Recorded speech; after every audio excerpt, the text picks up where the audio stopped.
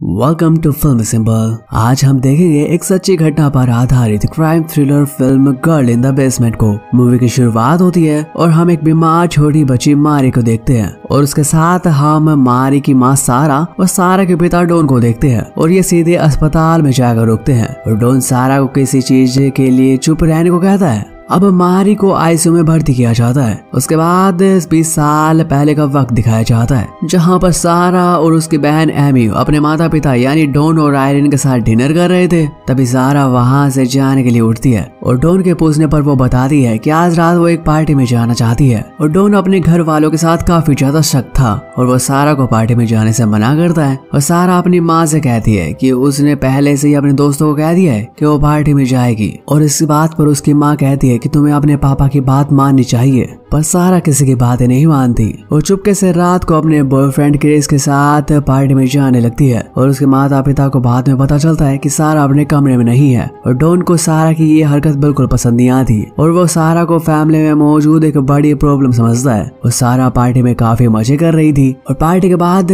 Chris सारा के लिए गाना गाता है जो कि उसने खुद लिखा था। बाद में दोनों एक दूसरे से प्यार का इजहार करते हैं और सुबह होते ही सारा अपने घर पर आती है और पीछे के दरवाजे से घर में अंदर घुसने की कोशिश कर दी है। पर डॉन और रात भर जाकर उसका इंतजार कर रहा था और उसे रोकता है और कहता है कि इस घर में ये नहीं चलेगा और उसे चेतावनी देता है। हालांकि सारा पर इन बातों का कोई असर नहीं होता और वो कहती है कि जब वो 18 साल की हो जाएगी तो वो घर छोड़ देगी। और सारा अपनी माँ और बहन को कहती है कि जब वो ग्रेजुएशन के बाद पूरा देश घूमने जाएगी तो वो काफी मस्ती करेगी। और डॉन ये सारी बात एक कमरे के बाहर से सुन रहा होता है। और 3 महीनों बाद सारा का ग्रेजुएशन पूरा होता है। जब सारा अपनी माँ से बात कर रही होती है तब उसे पता चलता है कि डॉन काफी वक्त से बेसमेंट की मरम्मत कर रहा है और घर के बाकी मेंबर्स के बाहर जाते ही डॉन सारा को एक काम के बहाने कमरे में बुलाता है और वो बेसमेंट के अंदर उसे सीक्रेट कमरे में लेकर जाता है और डॉन उसे कहता है कि यह कमरा बॉम्ब प्रूफ सेंटर है जिसे इस घर के पुराने मालिक ने बनवाया था। और वो धोखे से सारा को उस कमरे में बंद कर देता है और वो मदद के लिए चिल्लाती है लेकिन कमरा साउंड प्रूफ होने के कारण बाहर आवाज नहीं जाती।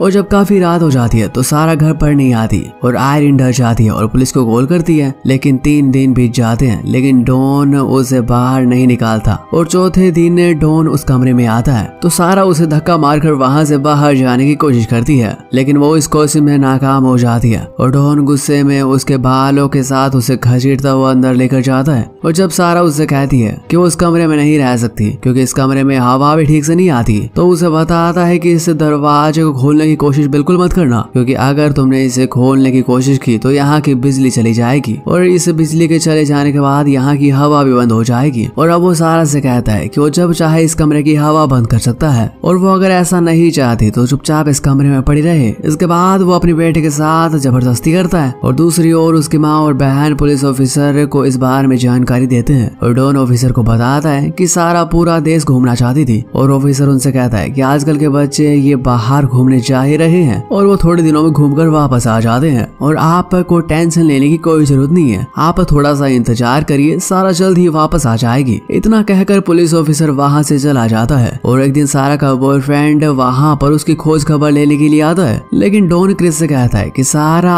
अपने पड़ोसी स्टीव के साथ भाग चुकी है। और ऐसे ही किस दिन बीत जाते हैं और सारा का 18वां जन्मदिन आता है और डॉन केक और गिफ्ट लेकर उसके कमरे में आता है और वो उसे गिफ्ट के तौर पर एक गाउन पहनने के लिए कहता है और इसके साथ ही वो सारा से कुछ मांगने के लिए कहता है। और जब सारा एक घड़ी की मांग करती है और इसके बदले में डॉन उसके साथ बहुत बुरा काम करता है और ऐसे ही कई दिन बीत जाते हैं। और ऐसे ही एक दिन जब वो उसे खाना देता है तो उसके दिमाग में तरकीब आती है और अगले दिन जब डॉन कमरे में आता है तो देखता है कि सारा पहले ही गाउन पहने उसका इंतजार कर रही है। लेकिन जैसे ही डॉन सारा के करीब आता है तो वह उसे ढक्कन के सहारे बनाए एक हथियार से मारती है लेकिन डॉन उसका हाथ पकड़ लेता है और उसे बुरी तरीके से पीटता है। और ऐसे ही 354 दिन बीत जाते हैं और अब हमें यहाँ पर पता चलता है कि डॉन की वजह से सारा प्रेग्नेंट हो चुकी है और उसका लेबर पेन शुरू हो जाता है और वो दर्द से चिल्ला रही होती है। और आखिरकार वो समय आ जाता है जब वो अपने बच्चे को जन्म देती है जिसका नाम वो मैरी रखती है। आगे चलकर हम देखते हैं कि 4 4 साल बाद सारा के पेट में एक और बच्चा होता है और डॉन कमरे में आता है और उसे बताता है कि उसे जॉब में प्रमोशन मिला है। और सारा उसे समझाने की कोशिश करती है कि जल्द ही वे 3 लोग हो जाएंगे और एक कमरा उनके लिए छोटा पड़ेगा और इसी वजह से उन्हें कमरे से कभी बाहर जाना चाहिए। पर डॉन उसकी बातें नहीं मानता क्योंकि डॉन का प्रमोशन हुआ था तो उसकी तनख्वाह भी बढ़ गई थी और आयरिन उसे सारा को ढूंढने के लिए प्राइवेट इन्वेस्टिगेशन रखने के लिए कहती है। लेकिन अब वो कहता है कि मैं इस चीज पर बहुत सारे पैसे खर्च कर चुका हूँ और इस बात को टालने की कोशिश करता है। जब आयरिन ज्यादा जोर देती है तब वो गुस्से में वहां से चला जाता है और अगले दिन हमें दिखाया जाता है कि डॉन क्रिसमस पर एक कमरे में टीवी लेकर आता है और टीवी देखकर सारा बहुत ज्यादा खुश होती है और वो मैरी से बताती है कि हमें बाहर की दुनिया से ये बहुत जल्द ही जोड़ देगा और उन्हें टीवी के जरिए बता दिया है कि देखिए डॉन जहाँ पर रहता है वहाँ की लाइफ कुछ ऐसी है और 3 साल ऐसे ही बीत जाते हैं। और एक दिन मैरी की तबीयत बहुत ज्यादा खराब हो जाती है पर मैरी को डॉक्टर के पास ले जाने की बजाय डॉन उसे ऐसे ही कुछ दवाइयाँ देता है जिस पर कुछ नहीं लिखा होता और डॉन को ये भी नहीं पता होता कि ये बच्चों के लिए दवाई है या फिर नहीं। और तब सारा अपनी आप बीती उन बच्चों को बताती है और एक दिन सारा का बॉयफ्रेंड क्रिस उसकी खबर लेने के लिए वहाँ पर पहुँचता है। तभी सारा की बहन एमी सुनकर दंग रह जाती है कि डॉन ने क्रिस को एक झूठी खबर बताई थी और इस बात पर एमी को कभी कभी डॉन पर बहुत ज्यादा शक होता है कि कहीं सारा के साथ उसने कुछ गलत तो नहीं किया। और जब रात को डॉन घर पर आता है तो आयरिन उसे जवाब मांगती है कि तुमने क्रिस से झूठ क्यों बोला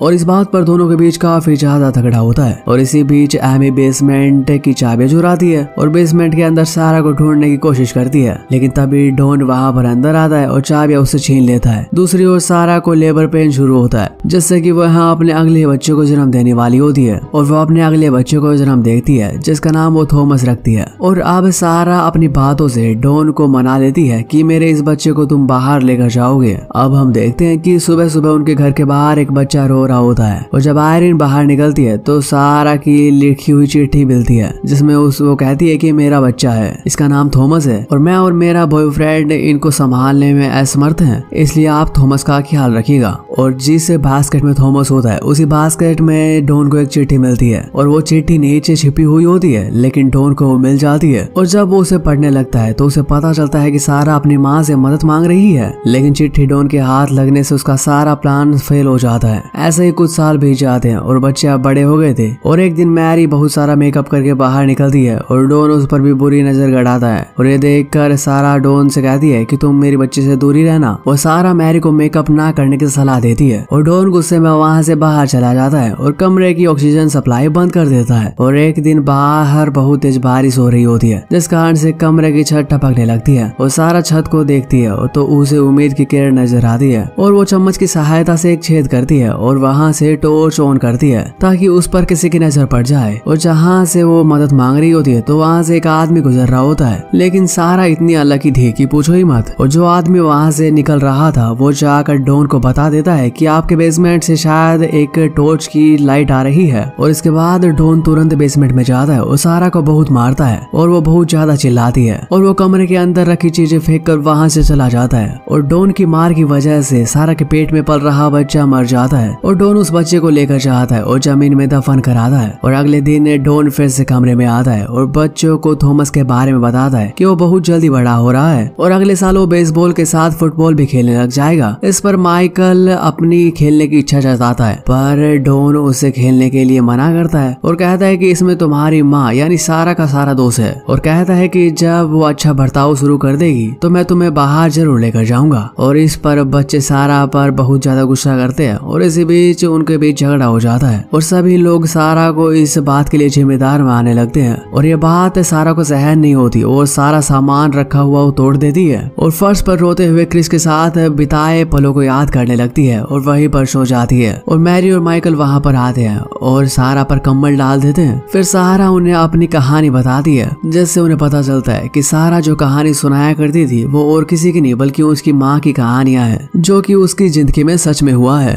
और उसका टाइम बहुत ज्यादा दुख का होता है। और सारा को कैद में लगभग 20 साल हो चुके हैं और एक दिन मैरी की तबीयत बहुत ज्यादा खराब हो जाती है और सारा मैरी को हॉस्पिटल ले जाने के लिए डॉन से कहने लगती है। और डॉन सारा को चेतावनी देता है कि अगर तुमने मुंह खोला तो माइकल को इस कमरे में जान से ही मार देगा। और वो कमरे में माइकल को बंद कराता है और अस्पताल में मैरी का इलाज शुरू होता है। और जैसे ही डॉन फॉर्म भरने लगता है तो सारा बाथरूम जाने के लिए पूछती है पर वो नहीं मानता और कहता है कि तुम कहीं पर नहीं जाओगी। लेकिन सारा उस फॉर्म पर पानी गिरा देती है, जिससे कि उसे दूसरा फॉर्म लेने के लिए जाना पड़ता है। और मौके का फायदा उठाकर सारा मदद मांगने के लिए वहाँ पर डॉक्टर से मिलती है, जहाँ पर उसे पुलिस ऑफिसर भी मिलते हैं और सारा उन्हें सब कुछ बता दिया। और आखिरकार पुलिस डॉन को गिरफ्तार कर लेती है और माइकल को कमरे से बाहर निकालती है। और यहीं पर हमें मूवी को खत्म दिखाया जाता है। और आगे हम देखते हैं कि एक सभी बच्चे एक साथ खेल रहे हैं और सारा एमी और उसकी माँ बच्चों को खेलता हुआ देख रहे हैं। तभी हम देखते हैं क्रिस वहाँ पर आता है, फिर सारा को वो बाहर घूमने के लिए कहता है और फिर वो सारा को एक हेलमेट देता है, जिससे कि उसने 20 साल पहले उसके लिए खरीदा था।